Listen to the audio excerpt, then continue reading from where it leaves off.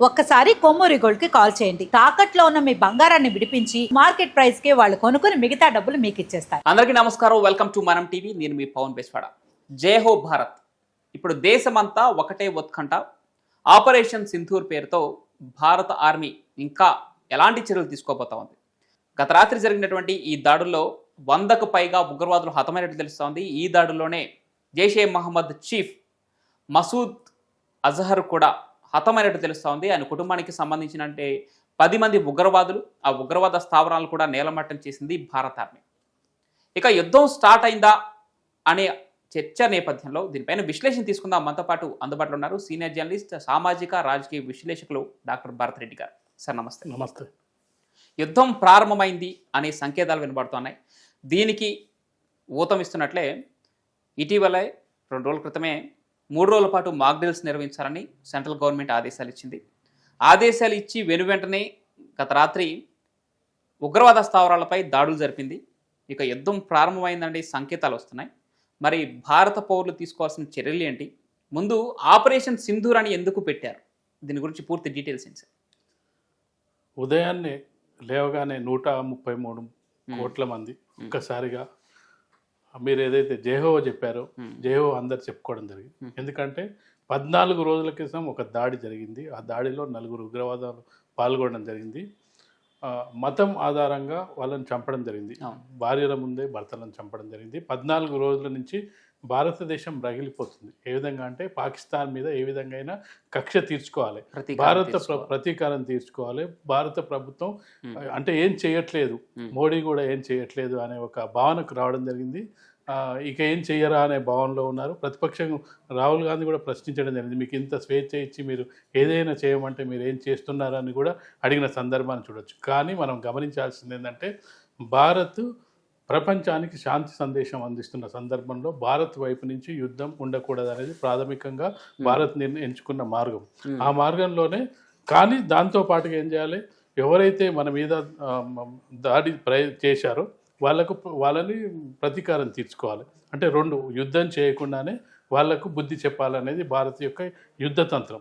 ఆ యుద్ధతంత్రంలో భాగంగా పాకిస్తాన్ని క్రమంగా ఆంక్షల వైపు తీసుకెళ్లడం జరిగింది. అంటే క్రమంగా సింధు నది ఒప్పందానికి సంబంధించి రద్దు చేయడం జరిగింది. పాకిస్తాన్ పౌరులను రాకుండా చేయడం జరిగింది.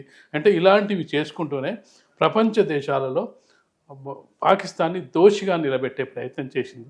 ఏ విధంగా అంటే ఉగ్ర స్థావరాలు పాకిస్తాన్లో ఉన్నాయి, ఉగ్రవాదులు దాడి చేశారు యాత్రికుల మీద, సామాన్య యాత్రికుల మీద, కాశ్మీర్కి వచ్చిన టూరిస్టుల మీద దాడి చేశారని ప్రపంచానికి చెప్పే ప్రయత్నం చేయడం జరిగింది. ఈ ప్రయత్నంలో భాగంగా విదేశాంగ శాఖ చాలా కసరత్తు చేయడం జరిగింది. చాలామంది అనుకున్నట్టుగా ఈ 14 రోజుల పాటు, ఎందుకంటే యుద్ధం అంటూ జరిగితే మనం చూస్తున్నాం, రష్యా యుక్రెయిన్ యుద్ధం ఎంత వీక్ దేశమైనా చాలా కాలం చేయాల్సి ఉంటుంది. అంటే యుద్ధం చేయకుండానే పాకిస్తాన్ని ఎలా మట్టి కరిపించడం అనే ప్రయత్నాల్లో భాగంగా ఈ 14 రోజులు మేధో మదనం జరిగింది అనొచ్చు. దానికి సంబంధించి పెద్ద ఎత్తున మీటింగ్లు జరగడం జరిగింది. ఆర్మీకి పూర్తి స్వేచ్ఛను ఇవ్వడం జరిగింది. మోడీ ఎక్కడ ఉన్నప్పటికీ దాని మీదనే దృష్టి పెట్టడం జరిగింది. ఇవన్నీ జరుగుతున్న సందర్భంగా ప్రపంచంలో కూడా చైనా లాంటి దేశాలు పాకిస్తాన్కి అండగా నిలుస్తున్న సందర్భంగా వాళ్ళని న్యూట్రలైజ్ చేయడం జరిగింది. అంటే మనకు సపోర్ట్ చేయకపోయినా పర్లేదు, కానీ పాకిస్తాన్కి అండగా ఉండే ప్రయత్నం లేకుండా దానికి ఉదాహరణగా మనం మొన్న జరిగిన UN మీటింగ్లో 15 సభ్య దేశాలు పాల్గొనడం జరిగింది. ఈ ఉగ్రదాడికి సంబంధించి మా దగ్గర నిఘా ఉంది, భారత్ మా మీద దాడి చేసే అవకాశం ఉంది, యుద్ధం చేసే అవకాశం ఉందని పదే చెప్పినప్పటికీ దాని మీద ఎలాంటి తీర్మానం లేకుండా, ఎలాంటి ప్రకటన చేయకుండా UNA సమావేశం ముగిసింది. పైగా పాకిస్తాన్నే ఆ ప్రతినిధులు ప్రశ్నించడం జరిగింది. మీరు ఉగ్రవాదులు వాళ్ళ మీద దాడి చేశారు, వాళ్ళని మట్టు పెడతానని చెప్పి భారత ప్రభుత్వం భావిస్తుంది, మీకెందుకు బాధ? మీ సైన్యం మీదకి కానీ మీ ప్రజల మీదకి కానీ రావట్లేదు కదా, వాళ్ళ మీద దాడి చేస్తే మీరెందుకు యుద్ధానికి కవింపు ముందుకు సాగుతున్నారని చెప్పి వాళ్ళనే ప్రశ్నించడం జరిగింది. వాళ్ళకేం సమాధానం చెప్పలేదు. అంటే భారతదేశాన్ని మొత్తం కూడా మన పత్రికల్లో ప్రచారాన్ని యుద్ధం వైపు తీసుకెళ్లే సందర్భంగా మాక్ డ్రిల్ నిర్వహిస్తున్నట్టుగా భారత్ ప్రకటించి అంటే పౌరుల్లో కూడా ఒక సన్నద్ధను క్రియేట్ చేసిన తర్వాత రాత్రికి రాత్రి ఏదైతే బాలాకోట్ దాడుల సందర్భంగా స్ట్రైక్స్ చేయడం జరిగిందో, సర్జికల్ స్ట్రైక్స్ ఎలాగూ చేస్తారని అందరికీ తెలుసు. కానీ సర్జికల్ స్ట్రైక్స్తో భారత ప్రజలు సంతృప్తి చేసే అవకాశం లేదు. ఎందుకంటే ఇంత జరిగిన తర్వాత కేవలం సర్జికల్ స్ట్రైక్స్ ఏనా అని చెప్పి గతంలో చేసిన సర్జికల్ స్ట్రైక్స్ పాకిస్తాన్ ఆక్యుపైడ్ కాశ్మీర్లో మాత్రం చేయడం జరిగింది. ఆ భూభాగం వివాదాస్పద భూభాగం కాబట్టి అది పెద్ద ఓన్లీ స్థావరాల మీద దాడి చేసిన జరిగింది. ప్రపంచ దేశాలు కూడా దాన్ని పెద్ద పట్టించుకోలేదు. అందుకే ఈసారి టార్గెట్స్ని డిసైడ్ చేసుకోవడం జరిగింది.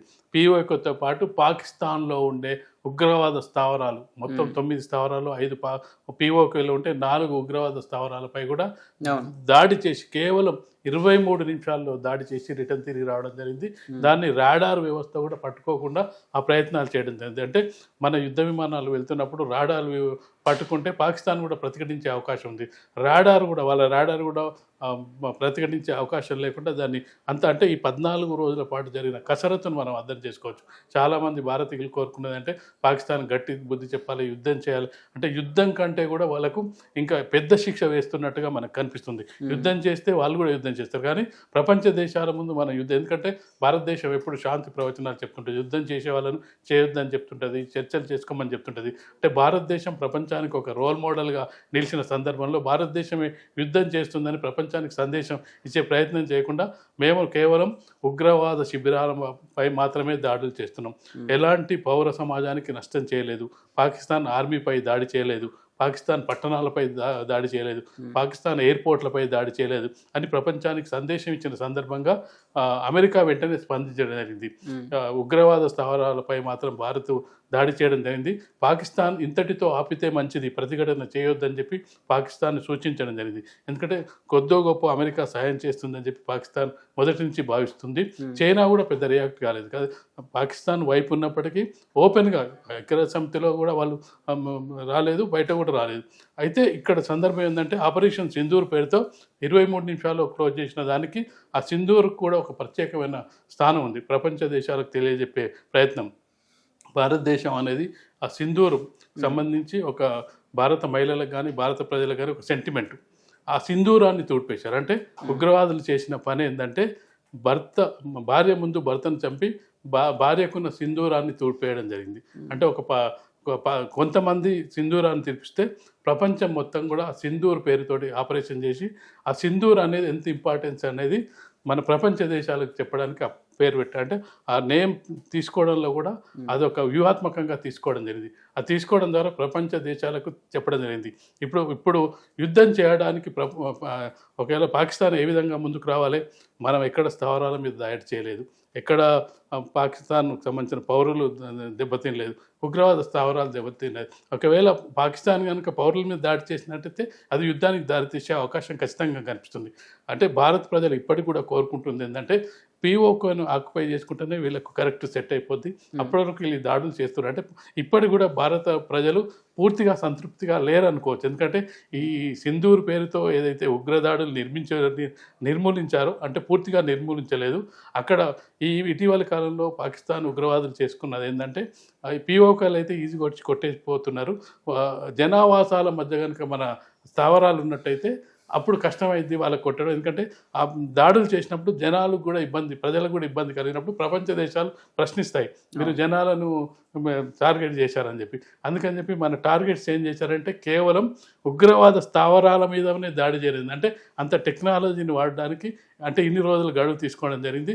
కేవలం అంటే పాకిస్తాన్లో ఉన్న 4 నగరాల్లో ఉన్న ఉగ్ర స్థావరాలపై కూడా దాడి చేయడం జరిగింది. అంటే పెద్ద పెద్ద స్థావర సంస్థలపై కూడా దాడులు చేయడం జరిగింది. కాబట్టి ఆ యుద్ధానికి సంబంధించి పాకిస్తాన్ వెనకంజ వేసినట్టుగా కనిపిస్తుంది. ఎందుకంటే పాకిస్తాన్ రక్షణ మంత్రి ప్రకటన చేయడం కూడా జరిగింది, మేము ఆపితే మీరు ఆపుతామని. వాళ్ళు ఎవరి మీద యుద్ధం చేస్తున్నారు? ఇప్పుడు భారతదేశం చెప్పుకోవడానికి ఒక అంశం ఉంది, మేము ఉగ్రవాదుల మీద దాడి చేస్తున్నాం, ఉగ్రవాదులు నిర్మిస్తున్నాం. వాళ్ళు ఎవరి మీద చేస్తున్నారు అంటే పాకిస్తాన్ ఇప్పుడు చెప్పాల్సింది ఏంది, అంటే భారతదేశం మీద యుద్ధం చేస్తుందా? ఉగ్రవాదులు నిర్మిస్తామని చెప్పి పాకిస్తాన్ కూడా ఐక్యరాజ్య సమితిలో చెప్పింది, ఉగ్రదేశం మాది కాదని చెప్పింది. ప్రపంచ దేశాలు కూడా భారతదేశం ఉగ్రవాదులు నిర్మిస్తే మీకేం బాధ అనే క్వశ్చన్ ఆల్రెడీ రావడం జరిగింది. కాబట్టి ఇప్పుడు పాకిస్తాన్కి చెప్పుకోలేని స్థితిలో దీన్ని ఆపిస్తే బెటరు, ఇంతకంటే మరిన్ని టార్గెట్స్ అని చెప్పి సైన్యం ప్రకటించడం జరిగింది. అంటే మరిన్ని ఉగ్ర స్థావరాలపై దాడి చేసే క్రమాన్ని పెంచుకుంది. అంటే పాకిస్తాన్ మొత్తం అంటే ఉగ్రవాదుల మీదనే డిపెండ్ అయింది. ఎందుకంటే ఐఎస్ఐ తీవ్రవాదులు, సైన్యం, ఉగ్రవాదులు కలిసి పనిచేస్తున్న సందర్భంలో కేవలం ఉగ్రవాదులని రక్షించడానికే ప్రయత్నిస్తున్న సందర్భంలో అసలు నిజం చెప్పాలంటే భారతదేశం ఇప్పుడు చేస్తున్న ఈ ఉగ్ర దాడి వల్ల ప్రపంచంలో శాంతి నెలకొనే అవకాశం ఉంటుంది. అంటే ప్రపంచానికి శాంతి అందిస్తుంది. అంటే ఉగ్రవాదానికి బలైన దేశాలు మనకు గొప్పగా చెప్పుకొని నిఘా వ్యవస్థ ఉన్న అమెరికాలోనే దాడులు జరిగింది. ఆఫ్ఘనిస్తాన్ బిన్ లాడెన్ దాడులు జరిగింది. అన్ని దేశాలు ఉగ్రదాడికి బలైన దేశాలు. ఇప్పుడు ప్రపంచానికి భారతదేశం శాంతి అందిస్తుందని చెప్పచ్చు. ఎందుకంటే ఉగ్రవాదుల్ని నిర్మూలించడం ద్వారా అసలు భారతదేశానికి అన్ని దేశాలు సపోర్ట్ చేసి ఉగ్రవాదుల నిర్మూలనలో చేయూతనివ్వాలి, సహకారం ఇవ్వాలి. ఇది యుద్ధం కంటే కూడా ఉగ్రవాద నిర్మూలనలో భారత్ ఒక అడుగు ముందుంది. ప్రపంచ దేశాల కంటే కూడా భారత్ కేవలం, ఎందుకంటే యుద్ధాలు రష్యా ఉక్రెయిన్ యుద్ధం చేస్తే 2 దేశాల మధ్య యుద్ధం జరుగుతుంది. చాలామంది పౌరులు చనిపోతున్నారు, అక్కడ ఆస్తులు ధ్వంసం అవుతున్నాయి, అక్కడ జనజీవనం స్తంభించిపోతుంది. ఇజ్రాయెల్ యుద్ధం చేస్తే గాజా లేకుండా పోయింది. కానీ భారతదేశం యుద్ధం చేస్తే యుద్ధం కాదు అది, అంటే కేవలం ఉగ్రవాదుల మీద మాత్రమే చేస్తున్న యుద్ధంగా చెప్పొచ్చు. ప్రపంచానికి శాంతి అందిస్తుంది భారతదేశం అని చెప్పొచ్చు మనం. Right. Thank you so much sir. Thank you.